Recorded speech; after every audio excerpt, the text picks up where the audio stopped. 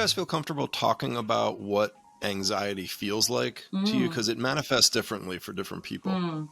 Whoa. I'll be honest. I feel hesitant only because in my experience sharing what it feels like to me, I feel like there's been times where where someone else who is a feeler will be like, oh, I wonder what that feels like. And then they start to feel it. And then I'm like, oh my God, I'm responsible for multiple people's anxiety.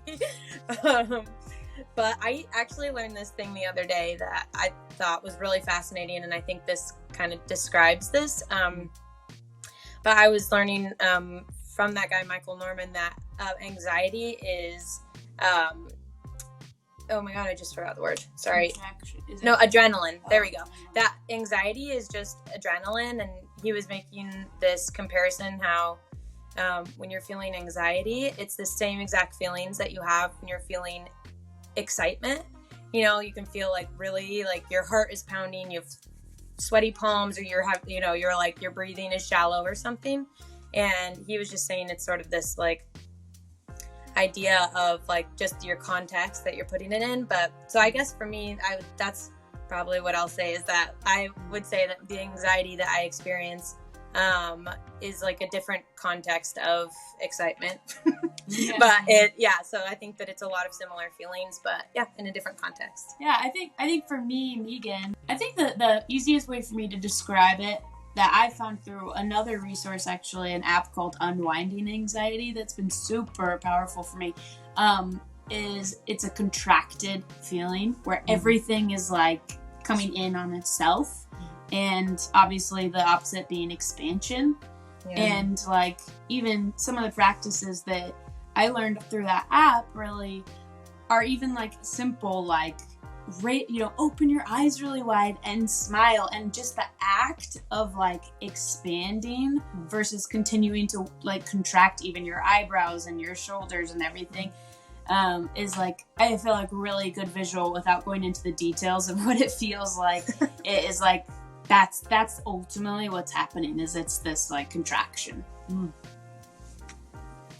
it's very interesting what you guys are talking about, because the interpretation of anxiety is so critical to how it manifests. I think that what Allison was saying about it being adrenaline, I think that it would, for so many people, when you get the intensity of it, you wind up assuming that intensity is something bad if you're not ready for it.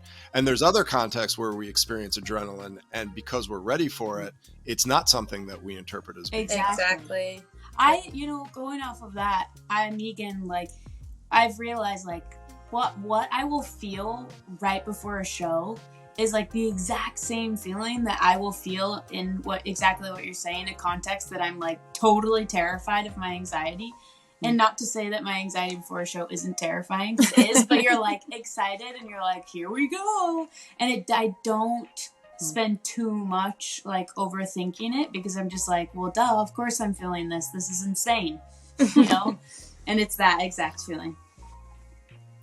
And it's interesting that you say that, Meegan, because I think that what we tend to do is we tend to be very selective with giving ourselves permission to feel certain things. Yeah. Whoa. And so, so for example, when we run a marathon, I mean, marathons should be one giant mass panic attack. Right. People's hearts are racing, they're sweating, they're having trouble breathing. It's in front of a ton of people. People have gone to the bathroom in their pants. True.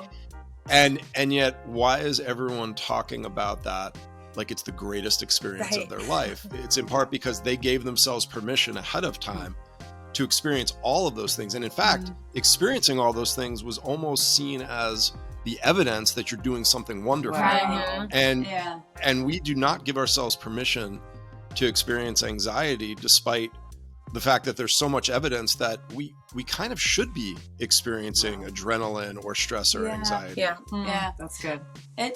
Okay, to go off on that thought, is like I recently was having a lot, about with anxiety, and something that the same guy that Allie was speaking of earlier, Michael Norman, is he was saying like oftentimes if you're feeling a lot of anxiety like in your life, it's like sending alarm bells to be like, something needs to change.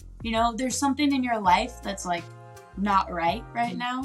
And honestly, when she shared that with me, I was like, wow, that changes the entire perspective of how I am seeing myself having anxiety. Because before I was like, oh my gosh, I'm losing control. Everything's like, out of control. And then as soon as she said that, I was like, wow, okay, I just feel like I got back in the driver's seat, and all that happened was a perspective change, and the same feelings were still present, but like I all of a sudden had like purpose behind them. So it's like, it's that exact thing, the permission and the perspective.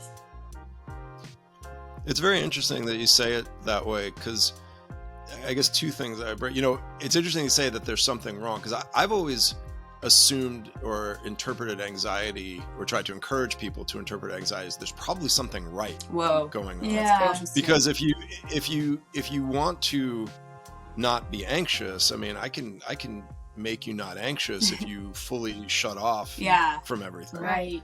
Chances are you're feeling anxiety because you're pushing yourself a little bit in your life. If there's something that's wrong, it may be the fact that you're beating yourself up. Right. And that brings the second concept, which is that we tend to not have conversations with ourselves. We have arguments with ourselves. Yeah. And what you're talking about is that reframe of saying like, I'm not gonna argue with my anxiety. Yeah. Like, this is horrible. Shut up. Like, no, you have to listen to me. I hate you. It's supposed to be like, hey, you're what's wrong? Yeah. Totally. And that's hard to do, because adrenaline is great if you know it's coming, but if you don't, it just feels like you just got, hit with a wave, or something that's not all that pleasant. Although getting hit with a wave can be pleasant. See, context. Yeah. Exactly.